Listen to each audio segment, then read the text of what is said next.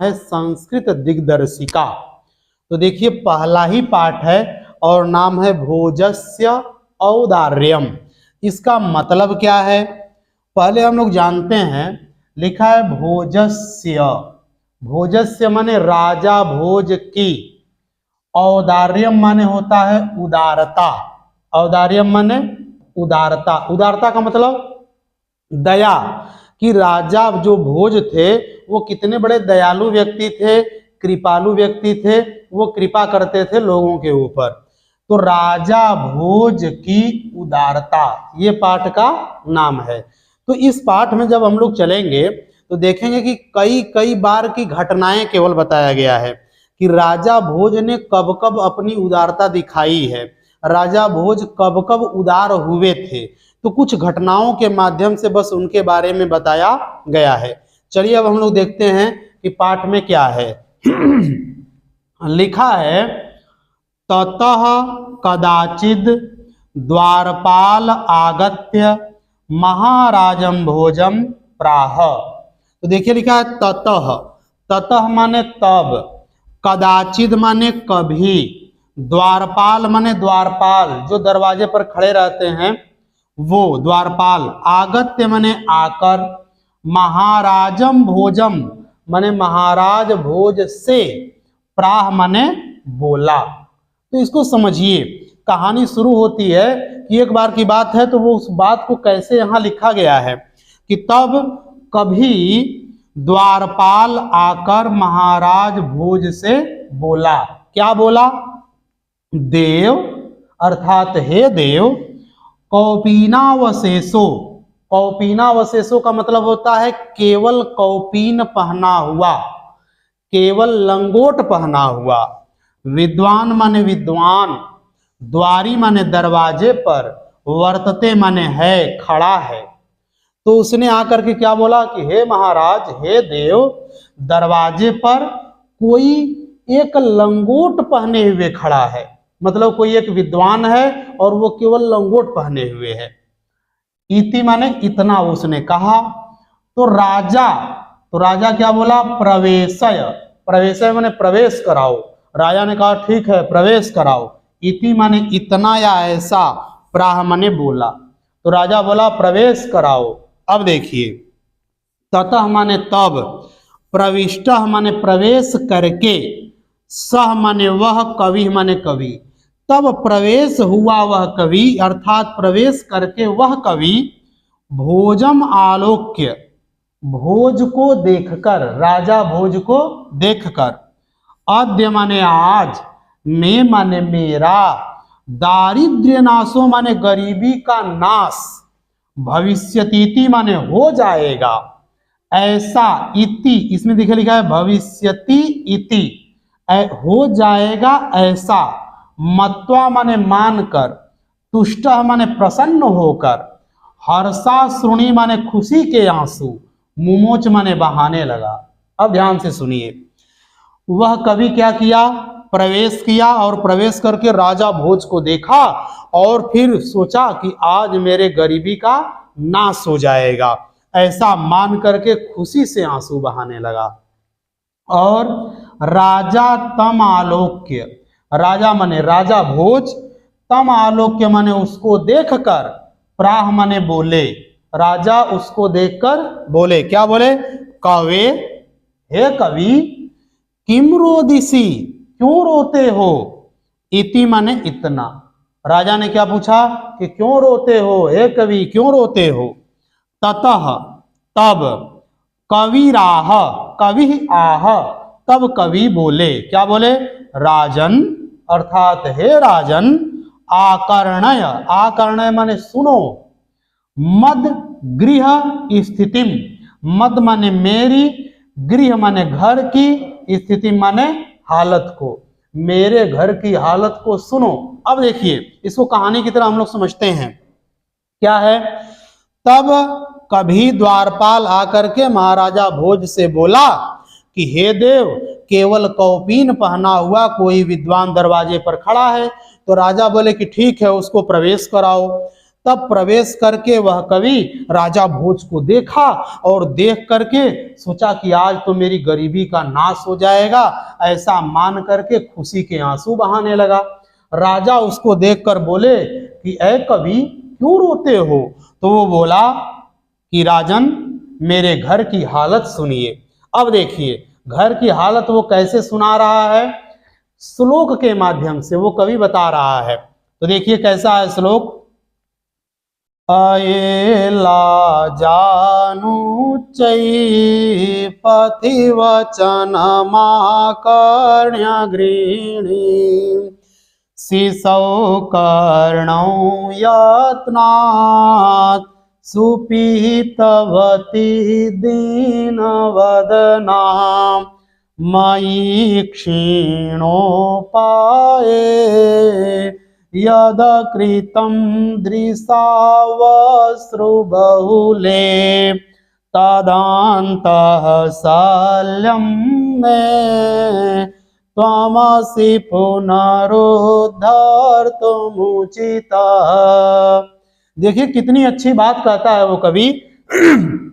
वो कहता है कि अये, अये माने अरे, लाजान उच्चैः, लाजान माने होता है लावा, लावा जिसको हम लोग आप समझ सकते हैं जो मक्के का भुना हुआ जो होता है जिसको आप पॉपकॉर्न बोलते हैं समझ लीजिए।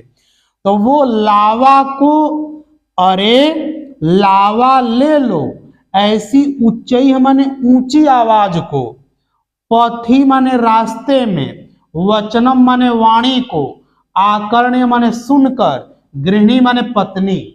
अब वो क्या कहता है कवि कि राजन सुनो मेरे घर की हालत, अरे लावा ले लो, ऐसी ऊंची वाणी को मेरी पत्नी रास्ते में सुनकर क्या की, शिशौह, शिशौह माने बच्चे के, कर्णों माने दोनों कानों को, यत्नात् माने बड़े प्रयत्न पूर्वक, सुपिहितवती, सुपिहितवती माने बंद करती हुई, उसके दोनों कानों को बंद करती हुई, दीन वदना माने दुखी मुख वाली, मई माने मेरे, क्षीणों पाए माने जिसका उपाय क्षीण हो गया है, मेरा तो सारा उपाय क्षीण हो गया। तो मैं ऐसा व्यक्ति हूं राजन कि मैं क्षीणों पाए हूं, अर्थात मेरे पास कोई उपाय ही नहीं रह गया। मैं इतना गरीब था कि अपने बच्चे को लावा नहीं दिलवा सकता था। तो इसलिए मेरी पत्नी ने मेरे बच्चे के कानों को बंद कर लिया ताकि अगर वो सुनेगा तो लावा मांगेगा, और मेरे पास पैसे नहीं थे तो मैं कैसे दूंगा। तो यत अकृतम दृशावश्रु बहुले, यत माने जो, अकृतम माने किया, दृशावश्रु बहुले माने आंसू भरे हुए आंखों से। अब देखिए वो क्या की, उसने अपनी दृष्टि डाली, और दृष्टि कैसी थी, अश्रु बहुले, बहुत से आंसू उसमें भरे हुए थे। और वो दृष्टि किस पर डाली उसने, मेरे ऊपर। ये कौन कह रहा है, कवि कह रहा है। यद कृतम माने यद माने जो, अकृतम माने किया, अर्थात दृष्टि किया मेरे ऊपर, और उसकी आंखों में आंसू थे, और उसने क्या किया, बच्चे के दोनों कानों को अच्छे तरह से बंद कर दिया। तद अंतः शल्यम, तत् माने वह, अंतम माने मेरे हृदय में, शल्यम माने कांटा, वह कांटा मेरे हृदय में माने मेरे, चुभ गया है। और त्वम असि माने तुम ही हो, पुनः उद्धर्तुम उचितः, पुनः माने फिर से, उद्धर्तुम माने निकालने में, उचितः माने ठीक से, अर्थात हे राजन उस कांटे को निकालने में तुम ही समर्थ हो, तुम ही निकाल सकते हो। अब देखो इन चार पंक्तियों का हम लोग ठीक से अर्थ देखते हैं। जब कवि ने कहा कि राजन मेरे घर की हालत सुनो, तो उसने चार पंक्तियों में श्लोक में बताया कि अरे लावा ले लो, ऐसी ऊंची आवाज को रास्ते में सुन करके, मेरी जो पत्नी थी वो घर में थी, और रास्ते में जब ये आवाज उसने सुना तो उसने क्या किया, मेरे बच्चे के दोनों कानों को अच्छी तरीके से बंद कर लिया, और फिर आंसू भरे हुए आंखों से उसने मेरी तरफ देखा। तो मेरा सारा उपाय खत्म हो गया था, क्योंकि मेरे पास पैसे नहीं थे कि मैं क्या करूं, तो मैं उपाय खत्म हुआ व्यक्ति था। मेरे पास कोई उपाय नहीं था कि मैं क्या करूं। और उसने क्या किया, आंसुओं भरे हुए आंखों से मुझे देखा, और जब उसने देखा तो वह जो देखने का कांटा है वह मेरे हृदय में चुभ गया, और उसको निकालने में हे राजन तुम ही समर्थ हो। ये किसने कहा, ये कहा था कवि ने 4 पंक्तियों के माध्यम से। अब देखिए, जब उसने यह श्लोक सुनाया कवि ने, तो राजा क्या कहता है, राजा ने कहा, राजा शिव शिव शिव, राजा बोला शिव शिव शिव, इति माने इतना, उदीरयन माने बोलते हुए, प्रत्यक्षरम माने हर अक्षर पर, लक्षम माने 1 लाख, दत्वा माने देकर, प्राह माने बोला। राजा क्या किए, शिव शिव बोले, और बोलते हुए हर अक्षर पर 1 लाख रुपया दे करके क्या बोले, त्वरितम गच्छगे हम, तुरंत जाओ घर, त्वरितम माने तुरंत, गच्छ माने जाओगे, हम माने घर, तुरंत घर जाओ, त्वद गृहिणी, त्वद माने तुम्हारी, गृहिणी माने पत्नी, खिन्ना माने दुखी, वर्तते माने है। राजा उसको हर अक्षर पर 1 लाख रुपए दिए कवि को, और बोले कि घर जाओ, तुम्हारी पत्नी दुखी है। अन्यदा, अब देखिए, ये एक बार की उदारता की बात समझ में आ गई कि राजा भोज ने उदारता दिखाई, और उन्होंने एक कवि को हर अक्षर पर 1 लाख रुपया दिया। एक कहानी समाप्त हुई। अब दूसरी, अन्यदा माने दूसरी बार, भोज माने भोज, श्री महेश्वरम माने श्री महेश्वर को, भगवान शिव को, नमितुम माने नमस्कार करने के लिए, शिवालयम अभ्यगच्छत, शिवालय गए हुए थे, शिव के मंदिर में गए हुए थे, तदा माने तब, कोपी माने कोई, ब्राह्मणा माने ब्राह्मण, राजानम माने राजा के, शिव सन्निधौ, राजा के शिव सन्निधौ माने शिव के सामने ही, प्राह माने बोला, क्या बोला, देव। अब सुनिए, दूसरी बार, अन्यदा माने अन्य बार, दूसरी बार, राजा भोज श्री महेश्वरम माने शिव जी को नमस्कार करने के लिए शिवालय गए हुए थे, तब कोई ब्राह्मण राजा से शिव के सामने ही, शिव सन्निधौ माने शिव के सामने ही, प्राह माने बोला, कोई ब्राह्मण आकर के बोला, क्या बोला, देव, बोला हे देव। अब देखिए क्या बोला उसने, अर्धम दानव वैरिणा गिरिजया, प्यर्धम शिव स्याहृतम, देवे तम जगति तले पुरहरा, भावे समन्मीलति, गंगा सागरमंबरम शशिकला, नागाधिप क्षमातलम, सर्वज्ञत्वमधीश्वरत्वमगमत्, त्वां मां तु भेक्षाटनम। क्या कहता है, अर्धम, अर्धम माने आधा, दानव वैरिणा, आधा दानव वैरिणा माने दानव माने राक्षसों के, वैरिणा माने शत्रु, आधा राक्षसों के शत्रु ने, और गिरिजया अपि अर्धम, गिरिजया माने पार्वती ने, अपि माने भी, अर्धम माने आधा, आधा दानवों के शत्रु कौन है, विष्णु, तो आधा दानवों के शत्रु विष्णु ने, और आधा जो बचा था वो पार्वती ने। शिवस्य माने शिव का, आहृतम माने ले लिया, शिव का जो शरीर था ना, वो आधा दानवों के शत्रु विष्णु और आधा पार्वती ने ले लिया। आपने कभी शंकर जी का फोटो देखा होगा, तो जो अर्धनारीश्वर में रहते हैं, एक तरफ पार्वती जी हैं और एक तरफ मतलब पुरुष वाला, तो एक स्त्री भी हैं और पुरुष हैं, तो आधा किसने ले लिया, आधा विष्णु ने ले लिया और आधा पार्वती ने ले लिया। तो शंकर जी का जो शरीर था वो क्या हो गया, खत्म हो गया, क्योंकि आधा वो ले लिए आधा ये ले ली। और देवेत्थम, वो राजन से कह रहा है, ब्राह्मण राजा से कि हे देव, इत्थम माने इस प्रकार, जगती तले माने संसार से, संसार में, पुरहरा भावे, पुरहरा भाव माने शिव जी का अभाव, समुन्मीलति माने हो गया। इस प्रकार संसार में शिव जी का अभाव हो गया, अर्थात शिव जी तो गायब हो गए, क्योंकि आधा शरीर विष्णु जी ले लिए और आधा शरीर पार्वती ले ली, तो शिव जी क्या हो गए, गायब हो गए, धरती से उनका अभाव हो गया। और गंगा सागरम, और गंगा जी कहाँ चली गई, शिव जी के उस सिर पर जटा में गंगा जी थी, तो गंगा जी कहाँ चली गई, सागरम, सागर में चली गई। अंबरम शशिकला, अंबरम माने आकाश को, शशिकला माने चंद्रमा की कला, और जो शिव जी के सिर पर जटा पर जो चंद्रमा था वो कहाँ चला गया, आकाश में, तो शशिकला चंद्रमा की कला आकाश में चली गई।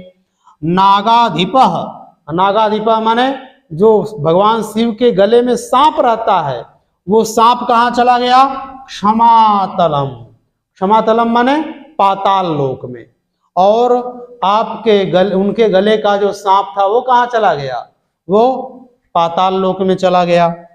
सर्वज्ञत्वम, सर्वज्ञत्व माने सब कुछ जानना, सब कुछ जानना, और अधीश्वरत्व माने ईश्वरता, अरे सब कुछ जानना और ईश्वरता, त्वाम तुम्हारे में, अगमत माने चली गई।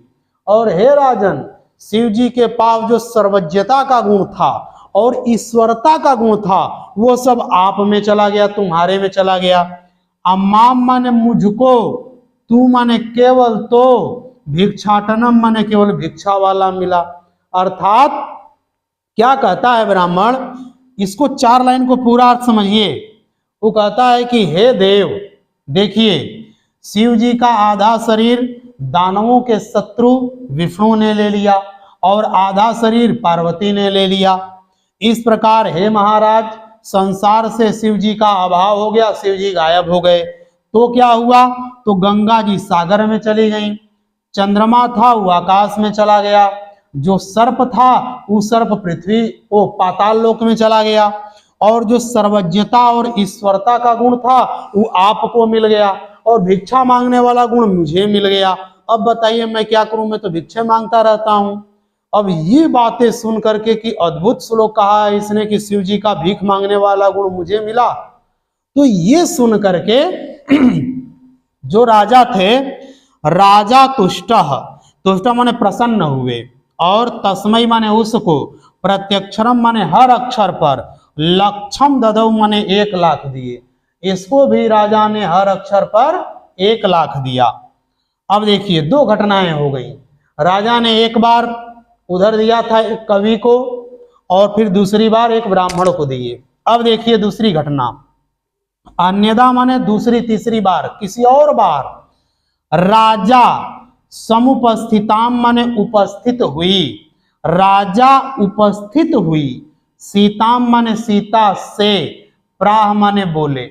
एक बार क्या हुआ कि राजा का दरबार लगा हुआ था, राजा भोज का, तो उसमें कोई सीता नाम की स्त्री आई, तो उससे राजा ने क्या कहा, देवी, हे देवी, प्रभातम माने सुबह का, वर्णय माने वर्णन करो, सुबह का वर्णन करो, इति माने ऐसा। राजा ने कहा कि हे देवी तुम सुबह का वर्णन करो, तो सीता प्राह, तो सीता बोली, क्या बोली, सुनिए।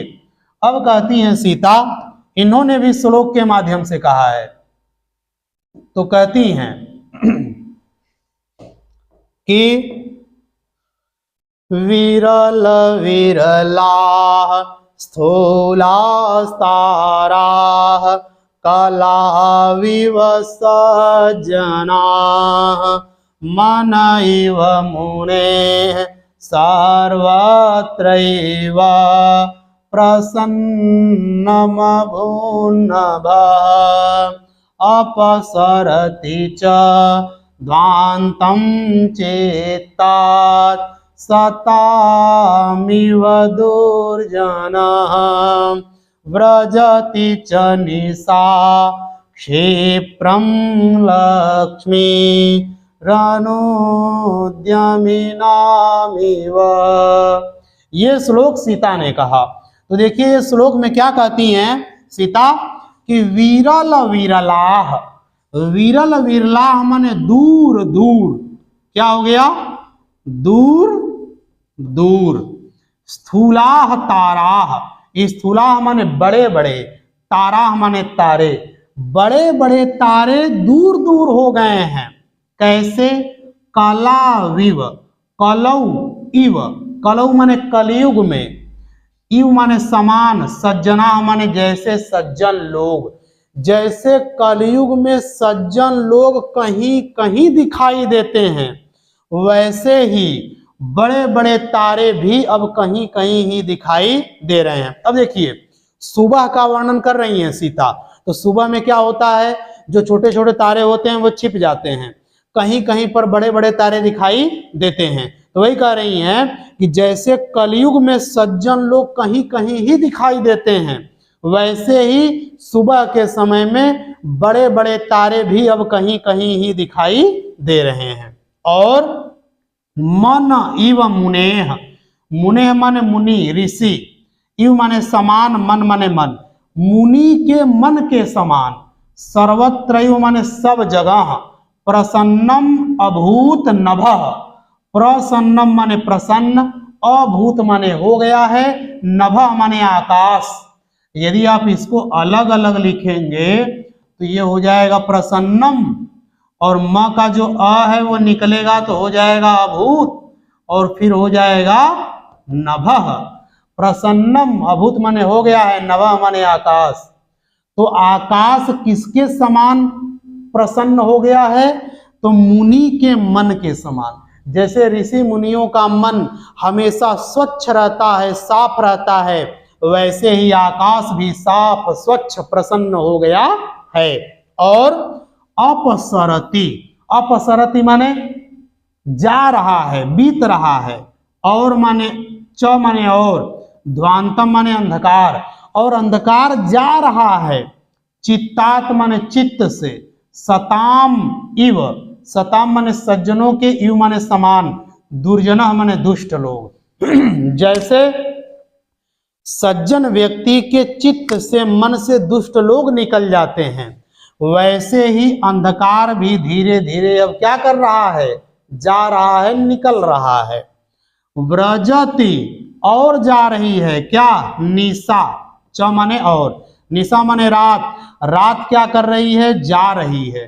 क्षिप्रम माने जल्दी जल्दी, लक्ष्मी अनुद्यामिनाम इव, लक्ष्मी माने लक्ष्मी के समान, अनुद्यामिनाम माने आलसी, इव माने समान। जैसे आलसी व्यक्तियों के पास से लक्ष्मी चली जाती है जल्दी जल्दी, वैसे ही रात भी जल्दी जल्दी अब क्या कर रही है, जा रही है। अब इन चार पंक्तियों का अर्थ पूरा सुनिए। सीता ने श्लोक में कहा कि जैसे कलयुग में सज्जन लोग कहीं कहीं दिखाई देते हैं, वैसे ही बड़े बड़े तारे भी अब कहीं कहीं ही दिखाई दे रहे हैं। सुबह का वर्णन है। और मुनि के मन के समान, जैसे मुनियों का मन हमेशा प्रसन्न रहता है, साफ स्वच्छ रहता है, वैसे आकाश भी साफ स्वच्छ हो गया है। और जो अंधकार है वह भी धीरे धीरे जा रहा है, किसके समान? जैसे सज्जन लोगों के मन से, चित्त से दुर्जन लोग चले जाते हैं, वैसे ही अंधकार भी जा रहा है। और जैसे आलसी व्यक्तियों के पास से लक्ष्मी चली जाती है, वैसे ही रात भी अब धीरे धीरे जल्दी जल्दी, क्षिप्रम माने जल्दी जल्दी, अब रात भी जल्दी जल्दी क्या कर रही है, जा रही है। अब चलिए, अब आप लिखा है कि राजा, राजा ने, तस्य माने उसको, लक्षम माने 1 लाख, दत्वा माने देकर, कालिदासम प्राह, कालिदास से, प्राहम माने प्राह माने बोले, कालिदास से राजा बोले, क्या बोले? सखे, हे मित्र, त्वमपि, तुम भी, प्रभातम माने सुबह का, वर्ण माने वर्णन करो, इति माने इतना। अब देखिए, राजा ने जब सीता के द्वारा जो श्लोक सुना तो प्रसन्न होकर के उन्होंने उसको 1 लाख रुपया दिया, और देने के बाद अपने मित्र कालिदास से बोले कि हे मित्र, तुम भी सुबह का वर्णन करो। ततः माने तब, कालिदास माने कालिदास, प्राह माने बोले, तब कालिदास क्या किए, बोले। क्या बोलते हैं देखिए, ये भी एक श्लोक के माध्यम से कह रहे हैं। अब देखिए, सुबह का वर्णन सीता ने भी किया है और सुबह का वर्णन कालिदास भी कर रहे हैं। तो ये कैसा वर्णन कर रहे हैं, सुनिए। अभूत प्राची पिंगार सपतिरिव प्राप्य कनकम गतच्छायाश्चन्द्रो बुध जन इव ग्राम्य सदसी क्षणां क्षीणास्तारा नृपतय इवानोद्यम पराः नदीपाराजन्ते द्रविणरहितानामिव गुणाः। क्या कहते हैं कालिदास कि अभूत, अभूत माने हो गई है, प्राची माने पूरब दिशा, पिंगा माने पीली, रसपति, रसपति माने पारा, इव माने समान, प्राप्य माने पाकर, कनकम माने सोने को। जैसे सोने को पाकर पारा पीला हो जाता है, वैसे ही पूरब दिशा भी पीली हो गई है। सुबह के समय आप लोग देखते होंगे जब सूरज भी निकलने वाला होता है तो पूरी पूरब दिशा पीली हो जाती है। तो जैसे, अब देखिए यहाँ उपमा दे रहे हैं कालिदास, इसलिए कालिदास को कहा जाता है कि वे उपमा सम्राट हैं। तो कालिदास ने उपमा क्या दिया कि जैसे पारे को सोने को पा करके पारा पीला हो जाता है, वैसे ही पूरब दिशा भी पीली लग रही है, पीली हो गई है। और गतच्छायाश्चन्द्रो और बुध जन इव, बुध जन माने होता है विद्वान लोग, इव माने समान, ग्राम्य सदसी माने गवारों की सभा में, गवारों की सभा में। जैसे गंवार लोगों की सभा में विद्वानों की कोई इज्जत नहीं होती है, उनकी इज्जत चली जाती है, छाया चली जाती है, महत्व चला जाता है, वैसे ही चंद्र, चंद्रमा की भी छाया अब क्या हो गई है, चली गई है। अर्थात अब चंद्रमा भी प्रकाशहीन हो गया है। जैसे गंवारों की सभा में विद्वानों का कोई इज्जत नहीं रह जाता, वैसे अब सुबह हो गई है तो चंद्रमा की भी अब कोई इज्जत या मान सम्मान नहीं रह गया। अर्थात चंद्रमा भी अपनी चमक खो बैठा है। जैसे गंवारों की सभा में विद्वानों के कोई महत्व नहीं होता, वैसे ही चंद्रमा भी अपनी चमक खो बैठा है। और क्षणम माने क्षण भर में, क्षीणाह माने क्षीण हो गए हैं, तारा माने तारा, और तारे भी क्षण भर में क्या हो गए हैं, क्षीण हो गए हैं। नृपतय माने राजाओं के, इव माने समान, अनुद्यम पराह माने आलसी। जैसे आलसी राजा क्षीण हो जाते हैं, नष्ट हो जाते हैं, वैसे ही तारे भी क्या हो गए हैं, नष्ट हो गए हैं, अर्थात छिप गए हैं। और न दीपा राजंते, राजंते माने सुशोभित हो रहे हैं, न माने नहीं, दीपा माने दीपक, दीपक भी अब सुशोभित नहीं हो रहे हैं, कहीं भी दीपक अब जल नहीं रहे हैं। किसके समान, द्रविण रहिता नाम इव, द्रविण माने धन, रहिता नाम माने रहित, अर्थात जिनके पास धन नहीं होता, मतलब गरीब, गरीब लोगों के समान, गुण के समान। जैसे गरीब लोगों के पास गुण तो होता है लेकिन उनको कोई सम्मान नहीं मिलता, वो अच्छे नहीं लगते हैं। गरीब व्यक्ति कितना भी गुणी हो, गुणवान हो, लेकिन उसके पास पैसे नहीं है तो उसका कोई महत्व नहीं है, वो सुंदर नहीं लगता है। वैसे ही अब दीपक भी सुंदर नहीं लग रहे हैं। किनके समान, गरीब लोगों के समान। और गरीब लोग भी कैसे, गुणी गरीब, गुणवान गरीब, ऐसे गरीब लोग जिनके पास गुण तो है लेकिन दौलत नहीं है। और जब दौलत नहीं रहती है तो वो सुशोभित नहीं होते हैं, सुंदर नहीं लगते हैं। वैसे ही अब दीपक भी सुंदर नहीं लग रहे हैं। ठीक है, तो इन 4 पंक्तियों का अर्थ देखिए कि कालिदास ने जो श्लोक कहा उसका अर्थ क्या है। वो कहते हैं जैसे सोने को पा करके पारा पीला हो जाता है, उसी प्रकार पूरब दिशा भी पीली हो गई है। और गंवारों की सभा में जैसे विद्वानों का कोई महत्व नहीं रह जाता, कोई उनकी इज्जत मान सम्मान नहीं हो पाता, वैसे ही अब चंद्रमा का भी कोई महत्व नहीं है, मान नहीं है, उसकी भी चमक गायब हो गई है। और जैसे आलसी राजा नष्ट हो जाते हैं, वैसे ही तारे भी अब नष्ट हो गए हैं। और जैसे गुणवान गरीब लोग सुशोभित नहीं होते हैं, सुंदर नहीं लगते हैं, वैसे ही अब दीपक भी सुंदर नहीं लग रहे हैं। अब इतना श्लोक जब राजा भोज ने सुना तो क्या किया, राजाति तुष्टः, राजा माने राजा, अति माने बहुत, तुष्टः माने प्रसन्न, राजा बहुत प्रसन्न हुआ। और तस्मै माने उनको, कालिदास को, प्रत्यक्षरम माने हर अक्षर पर, लक्षम माने 1 लाख, ददौ माने दिया। राजा ने कालिदास को भी कितना दिया, 1 लाख दिया। ये जो कहानी थी बच्चों, ये कहानी भोज प्रबंध नाम की पुस्तक है, उससे ये कहानी ली गई है। अब देखिए मैं आपको ये बताना चाहता हूं कि इस पाठ में राजा भोज की 4 बार की उदारता दिखाई गई है, कि राजा भोज ने 4 बार उदारता दिखाई थी। ठीक है, कब कब, अब ध्यान से सुनिएगा। पहला उन्होंने अपने दरवाजे पर एक कवि आया था जो केवल कौपीन पहना हुआ था, उसको वो दिए थे हर अक्षर पर 1 लाख रुपया। दूसरे श्लोक में एक ब्राह्मण शिव जी के मंदिर में गया हुआ था और वहीं ये भी थे, शिव जी को नमस्कार करने गए थे, तो उनके सामने जब वो श्लोक सुनाया तो उसको भी हर अक्षर पर 1 लाख दिए। फिर उसके बाद सभा में एक बार सीता नाम की स्त्री बैठी थी, उसने सुबह का बड़ा अच्छा वर्णन किया तो उसको उन्होंने 1 लाख रुपया दिया। फिर उसके बाद कालिदास जी थे, कालिदास ने जब सुबह का वर्णन किया तो उन्होंने हर अक्षर पर 1-1 लाख रुपया दिया। इस प्रकार कितनी बार की उदारता दिखाई गई है, 4 बार की उदारता।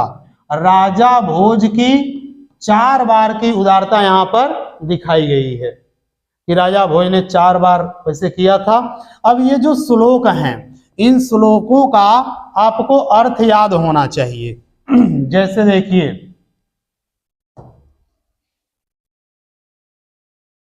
ये जो श्लोक हैं, इस श्लोक का आपको अर्थ याद होना चाहिए, इस श्लोक का अर्थ याद होना चाहिए, इसका भी और इसका भी, क्योंकि परीक्षा में हो सकता है कि इन्हीं में से कोई श्लोक दे और कहे कि इसका संदर्भ सहित हिंदी में अनुवाद करिए। तो हिंदी में अनुवाद का मतलब इसका अर्थ जब आपको याद रहेगा तो आप इसको लिख सकते हैं। इस प्रकार आपका यह पाठ पूरा समाप्त हो गया।